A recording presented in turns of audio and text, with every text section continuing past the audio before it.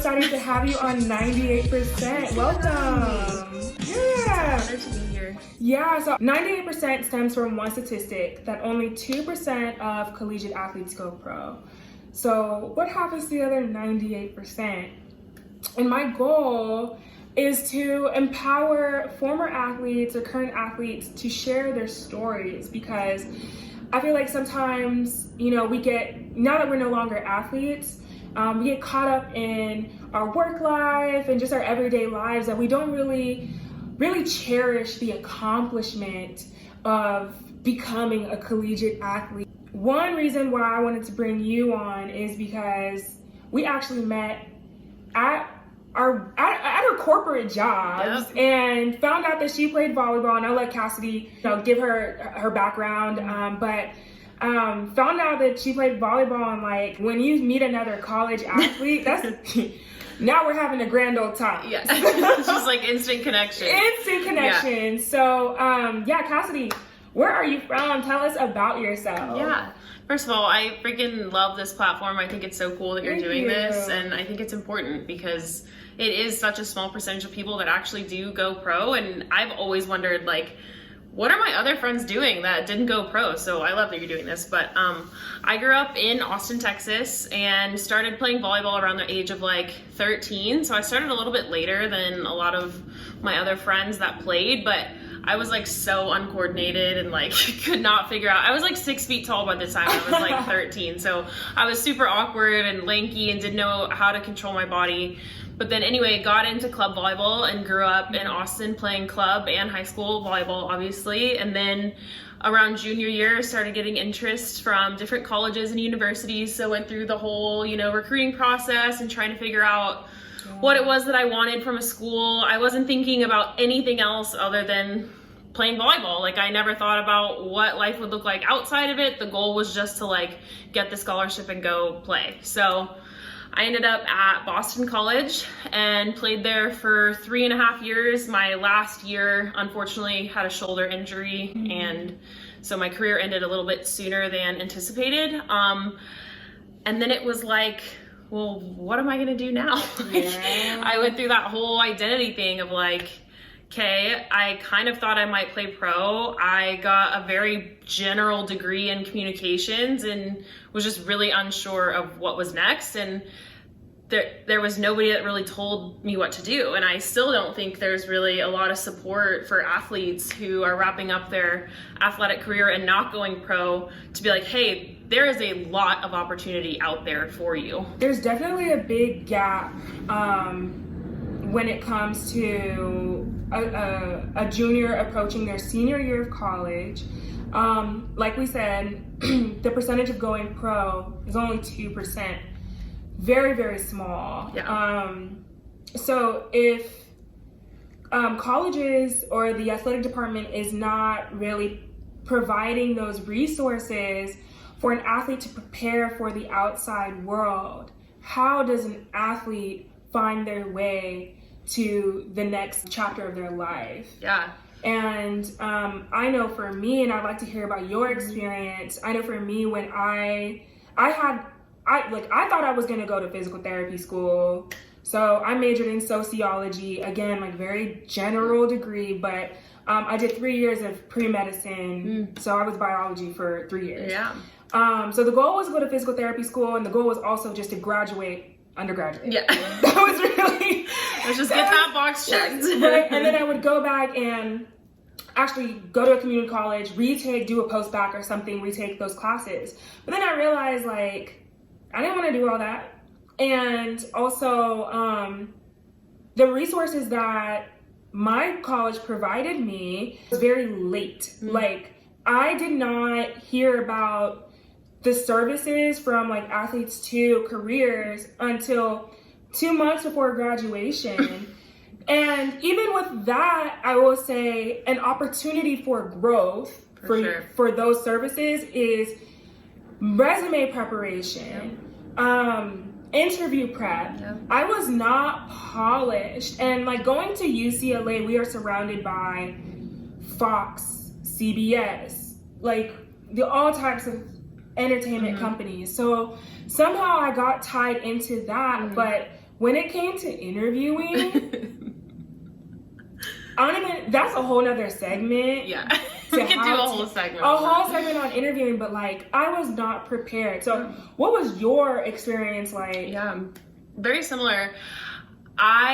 Once I got injured, that was kind of like the wake up call, like, okay, volleyball is not gonna be it for you anymore. So BC, Boston College, put on career fairs, and they would do specific ones for athletes. And I went in with a terrible resume, but it was something, and all my experience was like summer jobs coaching or like random things that I could pick up because all of my time was dedicated to the sport. So my resume was bare, but I ended up meeting a recruiter from Oracle, a big IT company, and her and I just kind of had a conversation at the booth, and she started telling me that they love actually having athletes in their sales organization because athletes are competitive. They typically know how to talk to people. They can be super collaborative. And so these light bulbs started going off like, okay, maybe there is a way for me to do this and navigate. Now, was sales like something I was super excited about and like my passion? Absolutely not. But I knew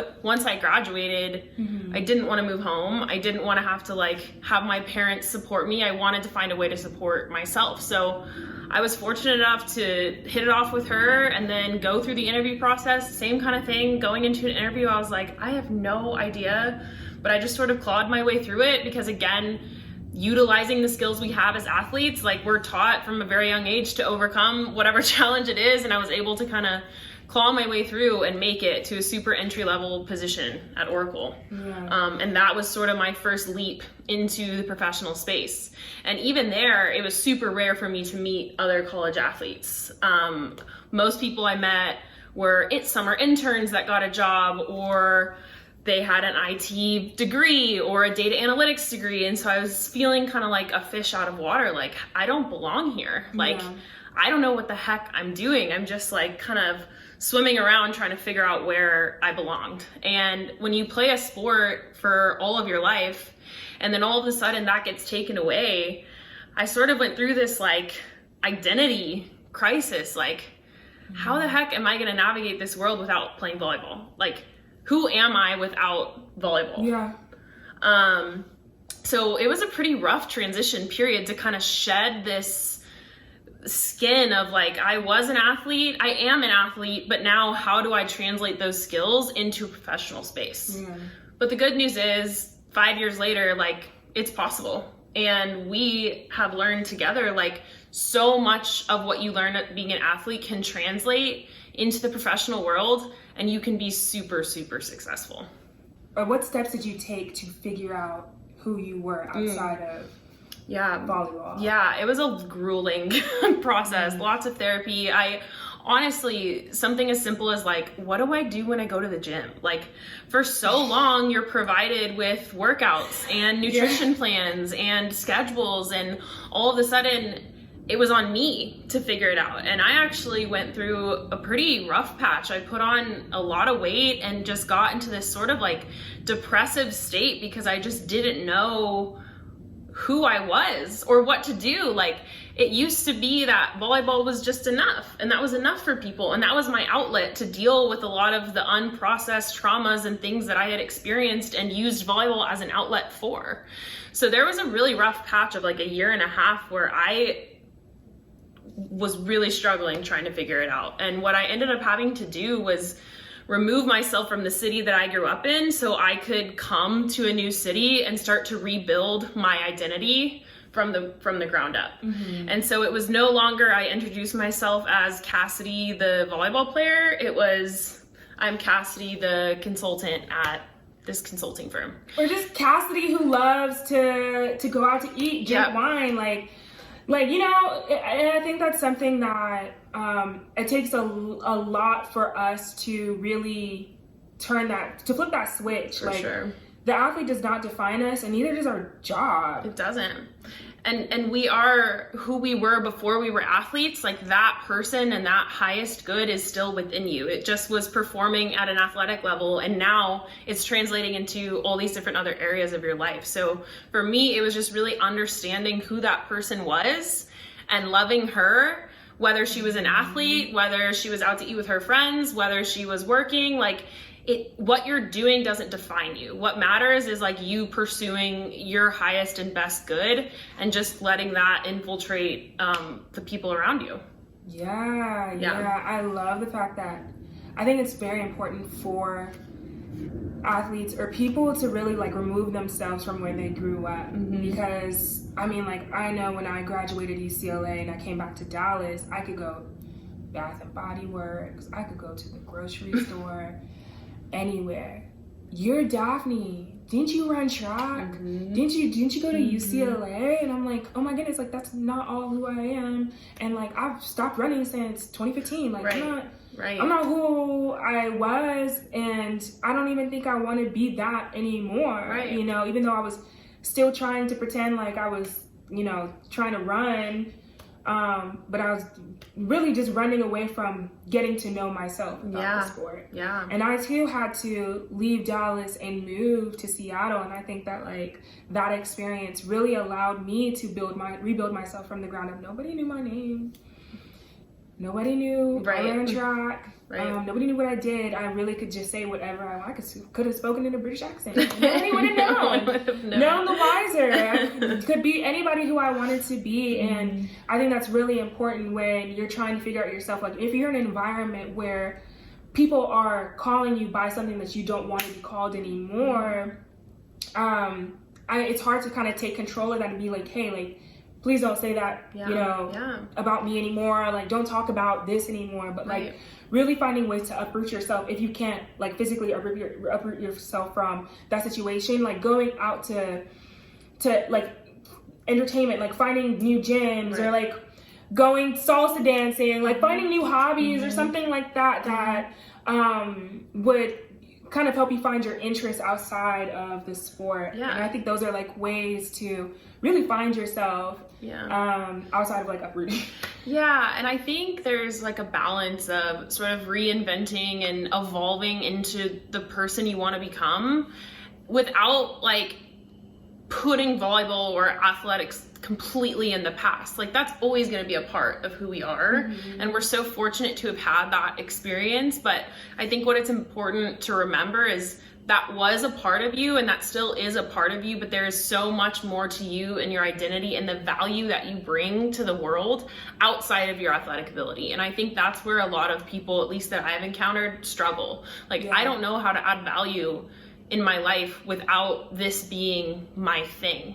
And so that just takes a lot of self-reflection and inner work and really understanding like what makes you happy, what hobbies do you like, what can you do to start creating this identity and this person that you want while still using your past experience and perspective. It's not about closing the door on it. I think it's just about evolving and moving through it and using your experience. And it translates in the professional world.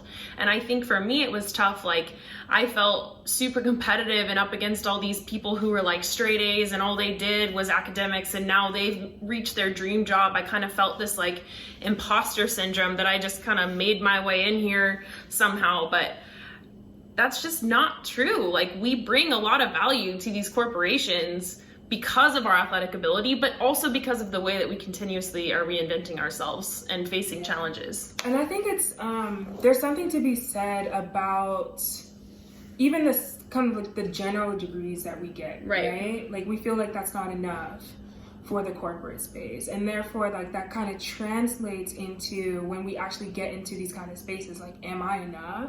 Or am I able to make it to one of those spaces? And I know for me, like when I was looking at the consulting firm that we previously worked at, or where we met, I remember applying and I was like, they don't want anybody with a sociology degree, like, and I had all C's. I'm not about to say my GPA or nothing over here, but like when I tell you I was operating on the motto C's get degrees, I was just trying to get up out of there. I had my couple A's, I'm just bragging about that. But I really thought that like, and a lot of these companies do look at GPAs, they look at your resume, or not your what is it called? Transcript. Your transcript. They look at your transcript and they make their decision on what was your college GPA. And that was something that scared me the most. I was like, I'm never going anywhere in life because I was dealing with depression, anxiety, identity issues all through college,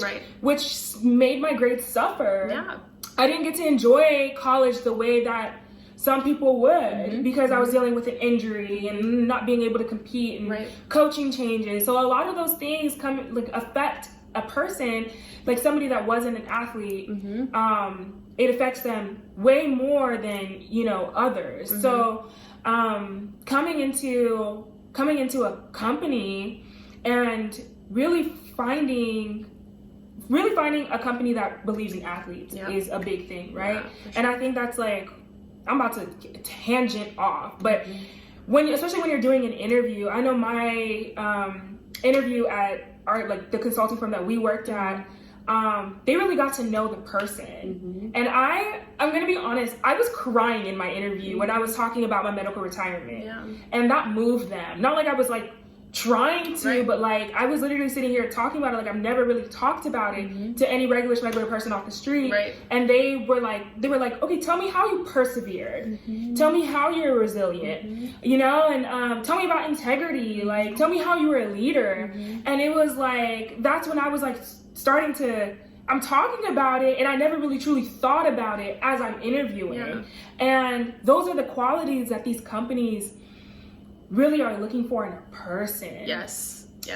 And to be asked those kinds of questions, you can be taught how to code. You can be taught how to prospect. You can be taught a change management methodology. But what you cannot be taught is what she just said, like what you just said, the integrity, persevering, adversity, overcoming it. Like, companies recognize that in athletes.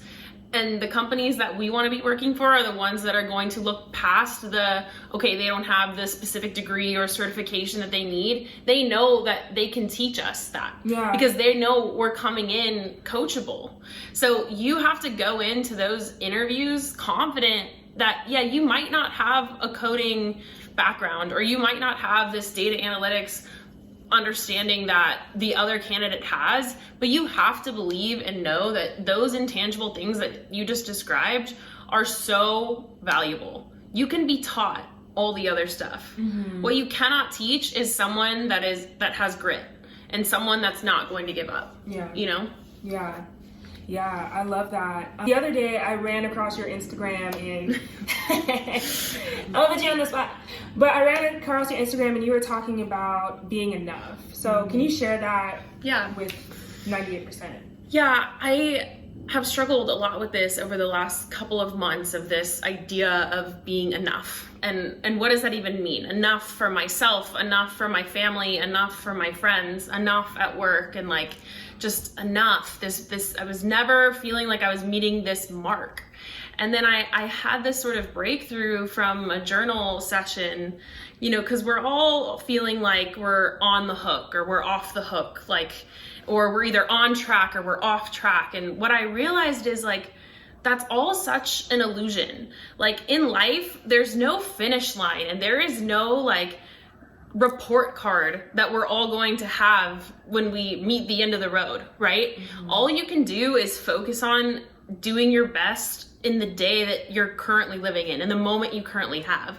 And I kept getting hung up on man, yesterday during that presentation, I should have said this, and just being really self-reprimanding and not loving and accepting the person that I am today in this moment. Because the truth is, there is no hook.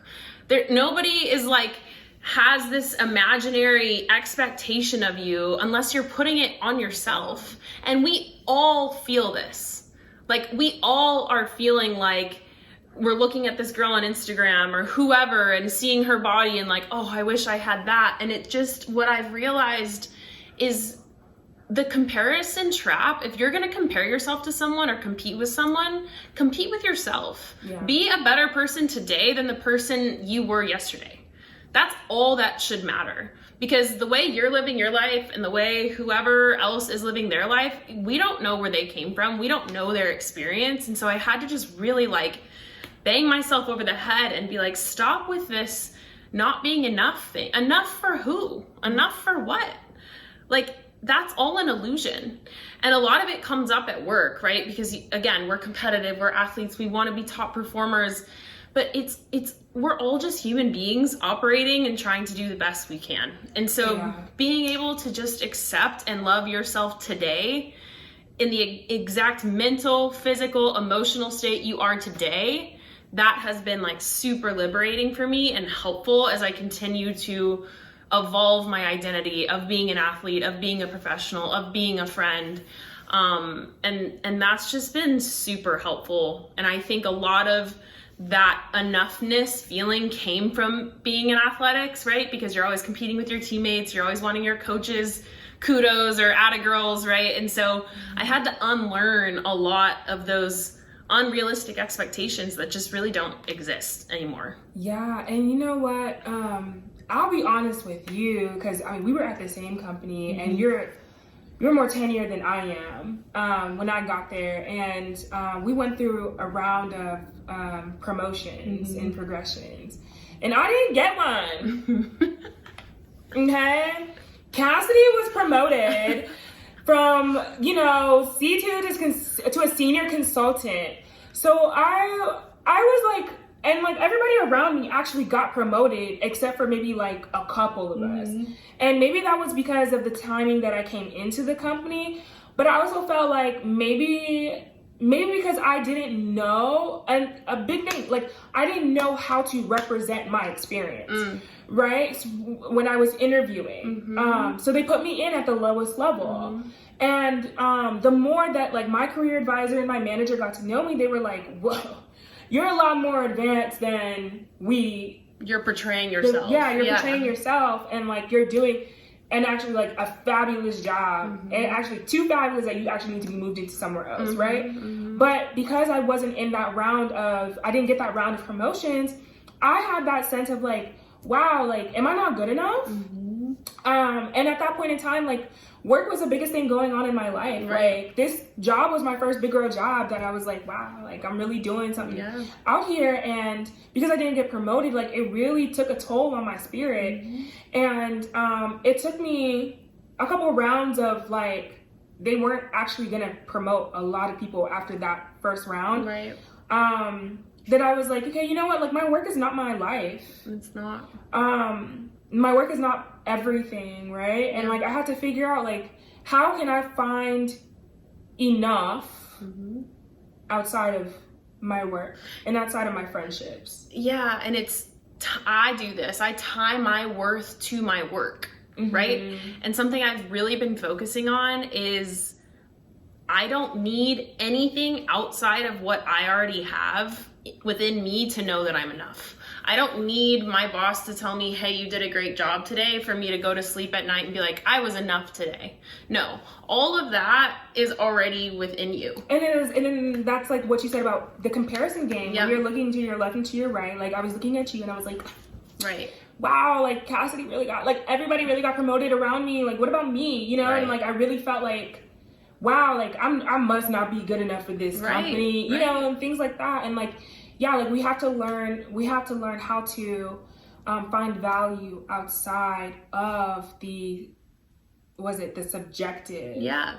You know? And find it within you. Yeah. Like now with the perspective you have, it could be, okay, Cassidy must have, I don't know, had a skill or did whatever, but I'm still super good at what I do. Well, Cassidy is a boss anyway, so there's something to be said about the way you lead, the way you carry yourself at work and in your life, and the way you build relationships with people, Cassidy, and those things are so intangible and they're so important. And even as I was asking myself, okay, so what, I didn't get promoted. What did Cassidy do to get herself promoted? Like, what were the real positives, and how can I learn from Cassidy? And that's something, like, as an athlete, we look at film, right? And we're like, okay, what could I have done better? Like, could I have spiked better? Or, like, should I have been in this position better? Or, like, should I have kept my head down lower in the blocks? Like, things like that, right? And so flipping that mindset into the workspace and being like, okay, what did Cassidy do? What was she doing that got her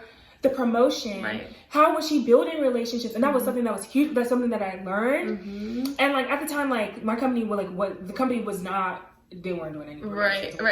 But like I learned how to step up my game when it came to building relationships with people. Right. And when it came to communicating with my clients and all, like whatever it took to be a senior consultant, I was like, I'm not going to compare, but what I'm going to do is ask myself, what did she do? I'm going to watch that film. Exactly. Yeah. And that, I think, is the transition that you can bring in from your athleticism is, yeah, you can be disappointed. Of course, you lose a game, you're disappointed. But what are you going to do? Sit in the locker room and cry and like not? No, you are enough. It has nothing to do with Daphne being enough. All you can do is learn from that experience, watch the film, get better, and then crush it the next time it comes around. And those are the types of things that I think translate into the professional world that is super intangible, but that people really have the ability to tap into that others don't. And I do feel like a lot of athletes, when they get into the professional space, feel like they don't belong and feel like they aren't good enough to be there or well equipped enough to be there. But I think part of what we're saying in this conversation is you do. You just have to find a way to translate what you already know and just shift it a little bit and just change the dialogue just a little bit. It's all there within you. Like I said, you can learn how to code, you can learn whatever it is practically you need to do for your job, but those intangible things that you learn from being an athlete are enough. Yeah. And you will succeed in a professional world. I think something that's missing is really really understanding what kind of opportunities are out there. I know if somebody told me 5 years ago that I'd be in consulting, I'd be like, what is that? I literally would not have known what that was in the first place. So like, I kind of just want to like run through, we could just like name a couple like industries or jobs that like do exist, that athletes can truly thrive in without even having a deep skill set. Agreed. So like creative designer. Yeah. Right? Like I had a degree in communication. So IT sales was a good place for me to learn. But there's like a stigma for athletes in sales though, right? Like they always try to like kind of push you there for sure. Sales. And that's not your only option, but it can be a good stepping stool. And it did lead me to the career that I have now. Yeah. But there is marketing for sports. Like if you want to stay in the athletic field, you can do PR for a professional team. You can get into a healthcare relationship with a professional team. You can become a coder. Yeah. You can. And there's so many different certifications and different, like, I know we just did 4 years of school. But honestly, like going on these websites, these learning websites to learn how to code, to learn how to build a website, like those are things that are also intangible and tangible to companies that are looking for somebody who can develop and somebody who can code and somebody who can write a script and write a website. Like these are things that are pretty easy to learn. You just have to have the interest to do so. Yeah. And even like sharpening up your public speaking skills or the way that you communicate professionally, like that's something you can do on your own, because remember, you're bringing this intangible thing of being an athlete to the table. So focus on those other like soft skill areas that you could potentially build upon, whether it's writing, whether you want to get into communications and write communications for companies, whether you want to get into PR, whether you want to get into graphic design. So really start to think about what it is that makes you happy and brings you joy, and write that down. And I promise you there is a career or an opportunity to do that. But I think it starts with really just looking inward and figuring out what it is you like and want. And that comes with even just like talking to people, right? Talking to maybe even former athletes who are in different roles or that totally understand where you're coming from in your journey. I wish that like I had talked to more athletes, and like even the person that helped me get to where I am today was once a college athlete for like a year, but like he understood where I was coming from, you know, and was able to develop me and spent hours with me fixing my resume and interviewing and all of that. So like people that truly understand your journey will really reinvest in you because somebody did that for them. Yeah. And also, by the way, there are resume coaches out there. Like, you can find people in your network that can help. You just articulate your experience and they will help craft that in a way that makes sense and translate onto a piece of paper. Like, but it's hard though, because a lot of those services aren't free. Yeah. Right? Yeah. So like you're just coming out of college and you're in college and they're like, it's going to be $175 to write this resume. That's a lot. And I'll definitely look at that and be like, ha ha ha, I'm going to go copy something from Google and make it work. For sure. You know? Yeah. So like, I think like those are also good options if you have the finances to do that. Yeah. But like really just connecting with people who are willing to give back and to reinvest in you because they've been where you are before. And with 98%, like one of my goals is to have this be a place where people can network. I believe that any person that comes to share their story on here is willing to mentor. Yep. To an extent, right? And really willing to share the resources that they were once shared with. Mm-hmm. And I hope that, you know, anybody that comes to listen to your story are inspired. Mm-hmm. I know that I'm inspired today by your story and really understanding, like, you know, am I enough? Like, you are enough. You are. In the end of the day. And that's something that hits home for me and will hit home for anybody that is watching that is an athlete or is not an athlete. Mm-hmm. So I just want to thank you for coming on to 98% and sharing your story. Thank you for having me. And like she said, this is about community. This is about network. Anyone who watches this, reach out. Obviously, she's here to help. She's the queen behind this whole operation. But anyone that comes on, like she said, is willing to help. We are all here to support one another. What else are we on this planet to do but to connect and to support? So happy to have been a part of this. Thank you. And if please reach out. I'm here to help. Cassidy's always dropping gems. So like she's somebody that you want in your network anyway. Follow me on Instagram. Okay. All right. Thanks so much, Cass. Yeah, thank you.